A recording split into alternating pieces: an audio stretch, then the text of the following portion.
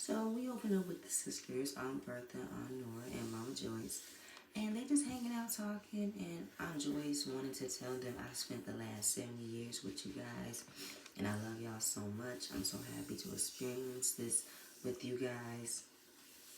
And Aunt Nora talk about how Mama Joyce being the baby sister, and that she's so great. You know, she didn't give nobody any trouble, and they love her for it. But Aunt Bertha was like, I don't know about that. Huh? I don't know about that. But as the baby sister, like I said, I don't know about that. Bertha was like, I don't know what you trying to say. I don't know what lies you telling.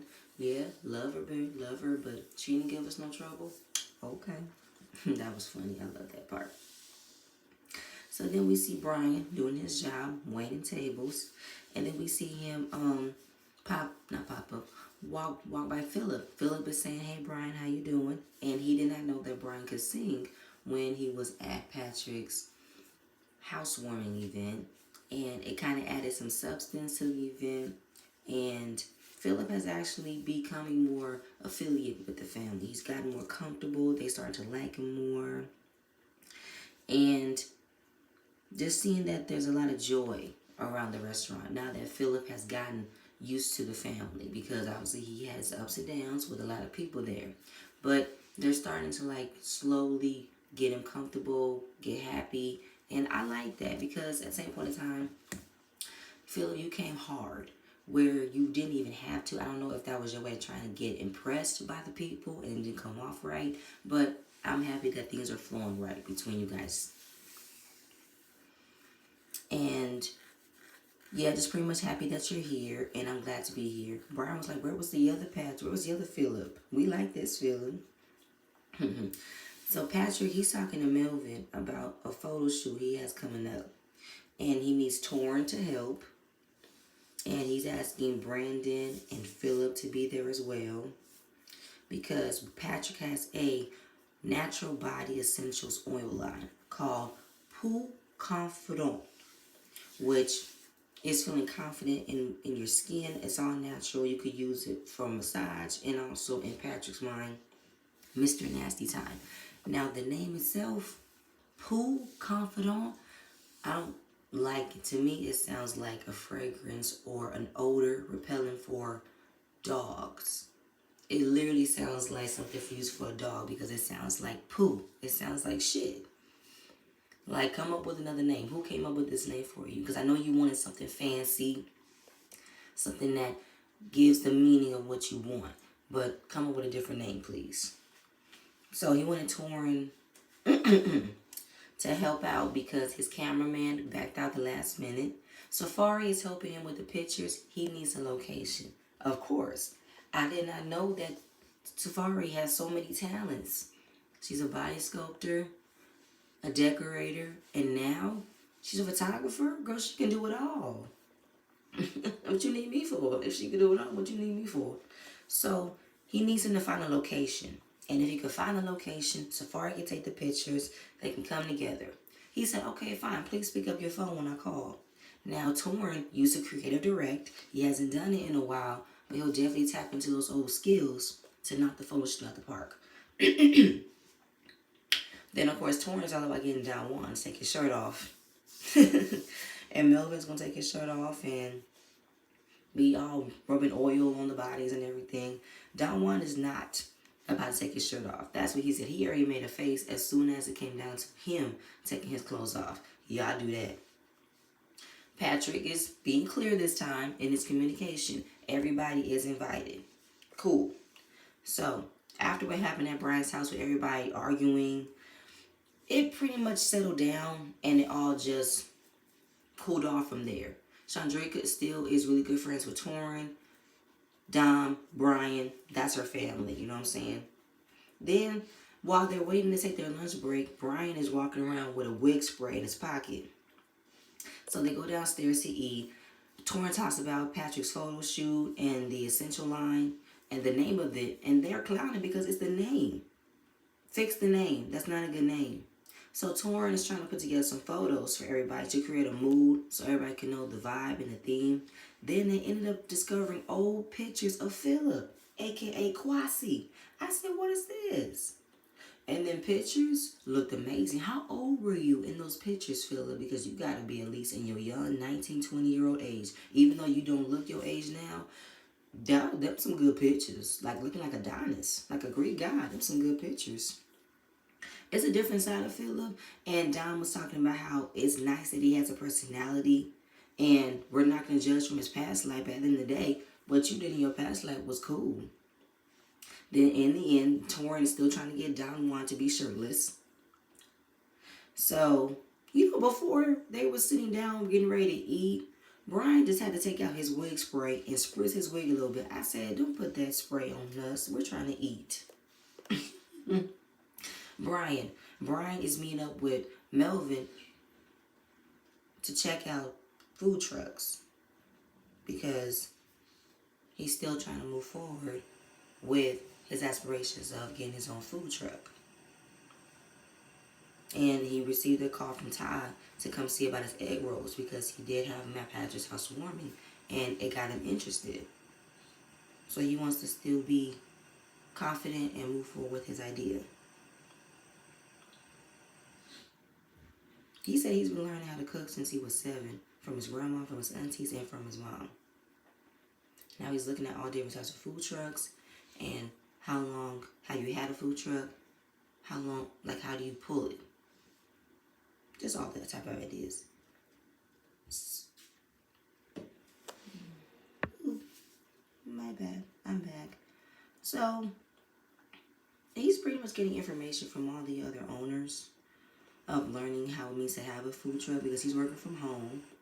And even though his business has only been around for 2 months, he has a vision for the future for it to grow. And just learning how you have a food truck, learning how it's operated.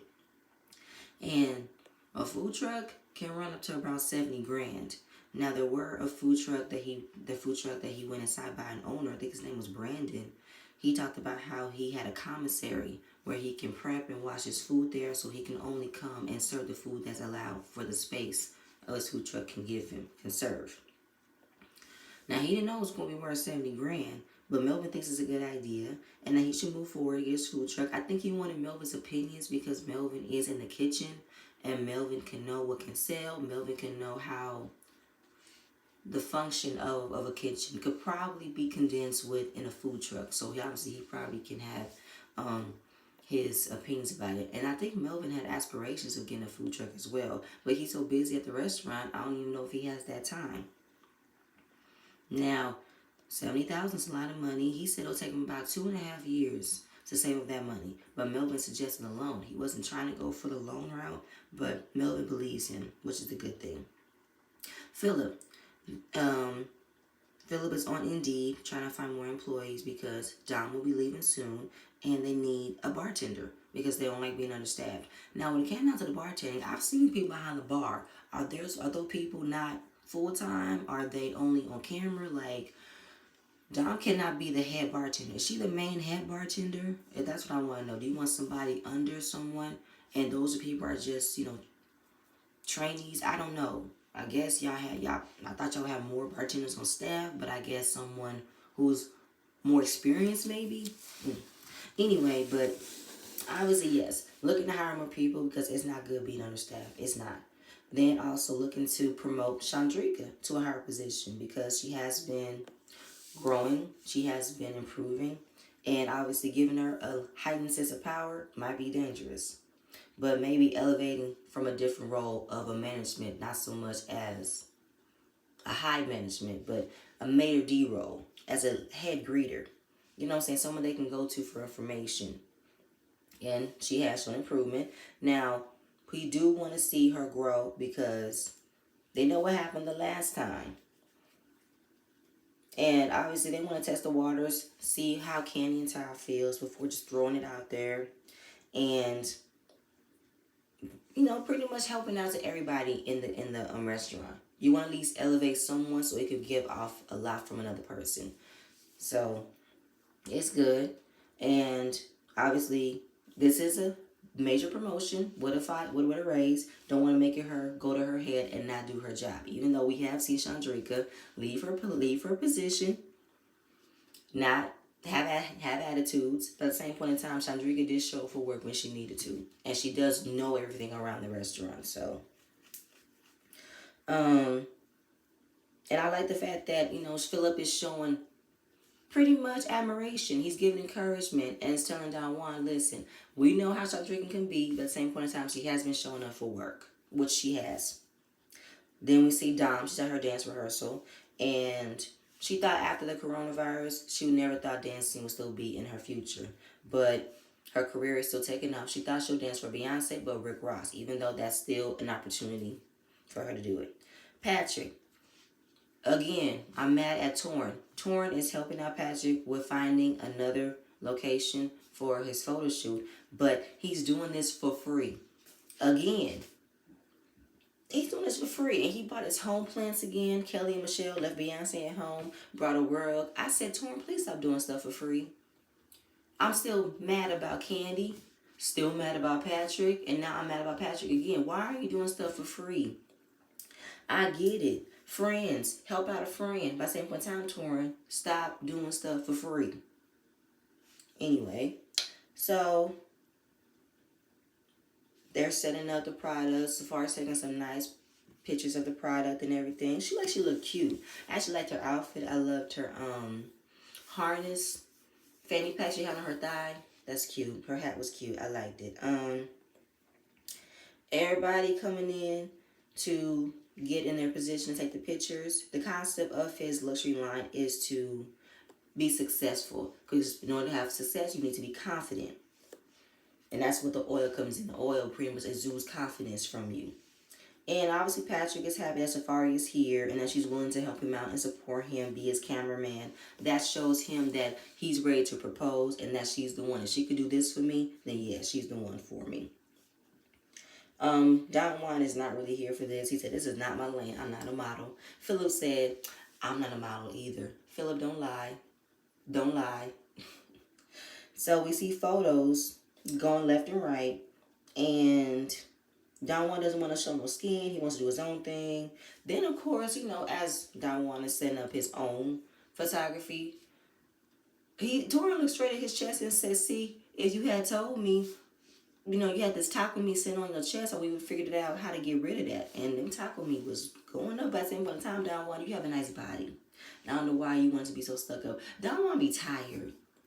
And he feel like, I'm not finna fool with y'all. I'm just showing up here so I can get a check, get my hours up, because I'm tired. Don Juan be so burnt out. Don Juan, you are an amazing worker, okay? And it's so hilarious to see how you were pulling into things you are not interested in.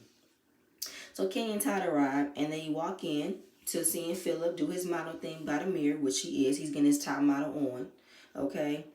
And he said, this is not part of the job description. You did not tell me I was going to be modeling with these people. What the heck you got me into? So they found out that Safari's taking the pictures. Kandi was like, Safari's taking the pictures? Yeah. How'd that work? Safari, you taking the pictures? Yeah. Oh, I didn't know that. I didn't know she was a photographer. Ty said, I didn't know either. That's kind of like what we do. We do a lot. We work together, huh? It's like that. Like another Kandi and Todd, are they? No, they're not like another Kandi and Todd. So he's showing them the product, showing them the name, and it's the same thing. The name itself reminds her of shit. Change that name. It's not appealing. Just change it. So Chandrika arrives with Brian. Brian has a printed shirt of Philip, and he wanted to walk in and get his, get his attention, break the ice to see, if Philip is changed, then this should be just a laugh. This is a key. This is not something to be mad about, right? So they walk in and they see the shirt, and it was like, is that you? Philip, is that you on the shirt? Everybody starts cracking up, and Philip looked so embarrassed. But I was happy that while Philip looked embarrassed, he was smiling and laughing. He didn't take it seriously. He laughed at himself. He laughed at them walking in with the shirts on, which was funny. I liked that a lot. And Philip said he used to work for a modeling agency a long time ago, and that's where them pictures came from. So Bertha's sitting there like, I didn't know y'all was going to have half strippers here, because we see a lot of men with their shirts off. So, is it Torn? Yeah, Torn. Oh, some really sexy pictures was coming out. And then Chandrika was coming in with her white dress to take her pictures, and she wanted a red lip, and Chandrika had gloss on. So Safari offered to give her her red lipstick, and then Kandi had to say, she gonna use the same red lipstick as her? Well, I mean, yeah, the lips been in the same place anyway. Kandi, stop saying that. Stop it. Well, I mean, it's true, but damn, Kandi. Make it more awkward, but I don't think nobody heard her. Then his grandma take pictures, and she was like, I got me out of bed for this. I could have stayed in bed. Y'all don't waste Mount Bertha's time. Her time is not to be messed with. All right, don't mess it up. It was funny. And Torrin took some nice pictures. Oh, did I make something? Yes, Todd. Todd, your pictures was great. I was expecting for you to have a beard belly, but your body was looking really good. It was the beard. It was the beard that tied me. It was the beard and the body that were like, oh, I see you, Kandi. And when you did that body roll, I was like, I see. So, Torrin took some nice pictures. Patrick is open to all sexuality. He is a very good friend. He is a very supporter of the LGBTQ community, which I like that. And I like the fact that the men on the show are comfortable with the other men who are of the LGBTQ community. They talk to them the same way. They act the same way around them. They don't act funny. They don't act weird. I like that. I like that a lot because I feel like this isn't something to be weird about. You guys are both still men, and you guys are just men who like different types of sex, but it's nothing to be awkward about. They still are themselves, and I like that. And they're friends. I like that a lot. Then I saw some sexy moments that was flashing between Dominique and Brandon. I see Brian and Rashad. And it ended with confidence lies in the poo. Change that name. It don't sound appealing. It don't sound like a moneymaker. It don't. So they're at the candy factory interviewing some candidates for bartending. They met a few people. One girl, she's been in the service industry since she was 15. And she had a question about what would you recommend? What would be your top selling? She said, someone in Margarita, I would recommend Casamigos or Don Julio. Good question. Good answer. One woman was told if you was to serve someone with a fake ID, what would you do? I would say I can't serve you because I would get in trouble if I was to serve someone underage. Then there was someone that Philip recommended, his brother's girlfriend, Taryn. And when he went to check on her, she wasn't feeling good. She didn't eat, but yet she took some shots. I don't know if she was nervous or something, but as soon as she came in, she looked drunk. She looked like she was slurring, like she was stumbling. She kept staring at the cameraman. And when they met her, when he walked in to tell them, I believe she's drunk. And they were like, seriously? I'll go check on her. Brought her back in. And the girl couldn't answer the question. She looked at flustered. She looked at drunk, nervous. And it was embarrassing. Like, they wanted to know, what's your favorite drink to make? She couldn't answer it because she was stumbling. She was slurring. She was just not here for the question. It wasn't a hard question. Philip had to coach her into answering it. Then it came down to how you deal with people who are drunk. She started cussing in her answer. And I was like, ooh, okay. So at the end, thanks for coming. We'll see you when you see me. And when she walked out, either she told his brother, who was probably standing out there, she said, I fucking did that shit. I killed it. I was like, you think you did? Okay. So she tried to give her good constructive criticism after she left. But at the same point in time, the girl arrived to her interview drunk. She was cursing inside of her answers. I don't know if I can deal with somebody like that in my establishment. But the other people were good. Philip, you tried, because I see how Kandi is always hiring people in her family to get some money, to get some exposure, to get some help. I see that, and you tried to do it too. This one didn't work. But it was a nice try. We see Brian. He's preparing for his presentation for Todd. He did a really good presentation. He had his PowerPoint on the computer. He had the food samples out. And of course the concept, and he talked about how his product costs a little, barely $1 to make. And he's making a $4 profit that ends up being a $12 profit.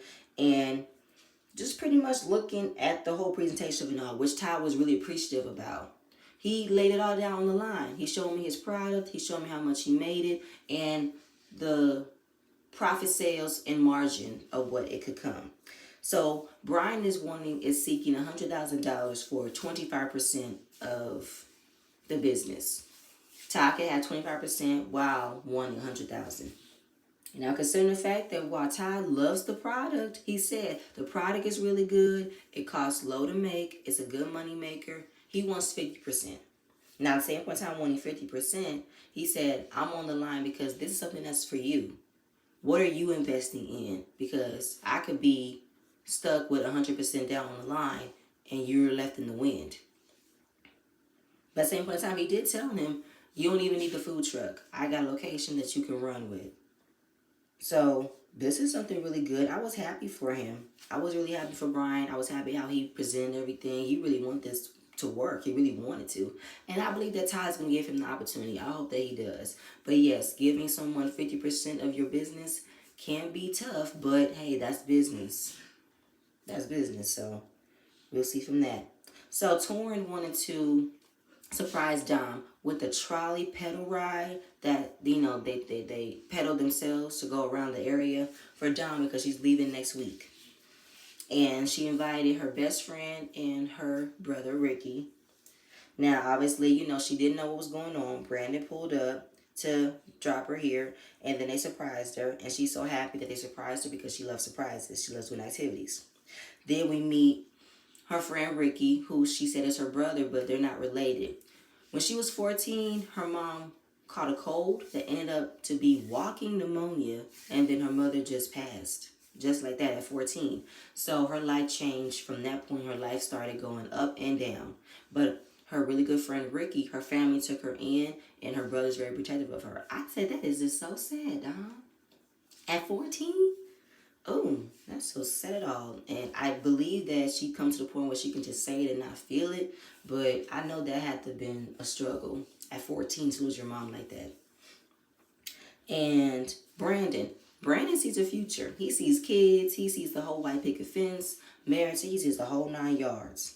I said, okay, Brandon, I see. You want the whole 9 yards? Okay, cool. So Torrin is back to doing his Friday Night Lives, but he wants to rebrand it to be Friday Night Vibes. And everything's on the line for him to do it. My job is on the line. I really want everybody to come out and support it. I'm happy about that. So Philip sets up a prank for Chandrika to not only get her back for the shirt, but also to promote her.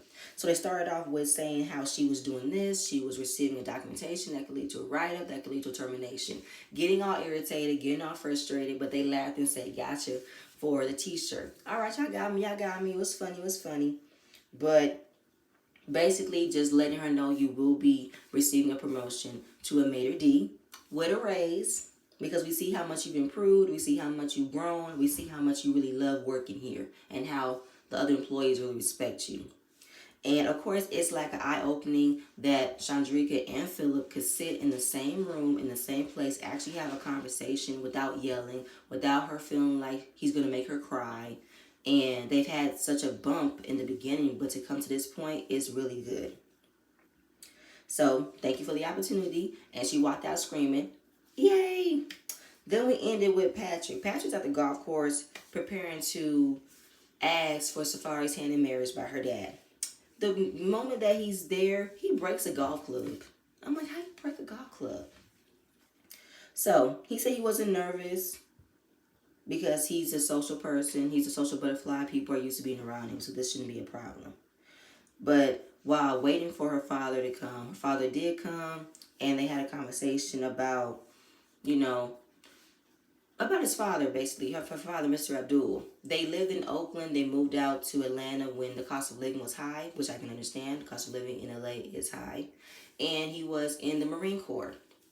He was in the Marine Corps, and he was an all-Marine champion. He was a boxing champion. Literally went to the Olympics with Joe Frazier. And Patrick wasn't afraid of what he can do, but he was afraid of what he can possibly do. So he said, listen, I only want to ask you out here because I want to ask for your daughter's hand in marriage. I love her. I don't want to be her boyfriend no more. I want to be her husband. She is my wife, and I want her in my life. So he asked him, have you been engaged before? He said, yes, he was engaged in the past. And he said, "Do you believe that my daughter will fit into your lifestyle?" In my mind, she's already in his lifestyle. She wants to be in his lifestyle. So yeah, okay. Um, he said, "I believe she is a part of my lifestyle already." And instead of him saying, "Yes, you have my blessing," he wanted to say, "Well, if my daughter says yes, then I'm going to support her." That's basically no. But I'll support my daughter's decision into marrying you because what am I going to do? So that was pretty much the end of the episode. He got happy with what he got. So the season finale, we're gonna have the Friday Night Live by Torrin, and this is gonna be the opportunity that Patrick's gonna propose to Safari. But that's it, you guys. That's all I have. Please stay tuned for the next video, and I'm gonna see you guys later.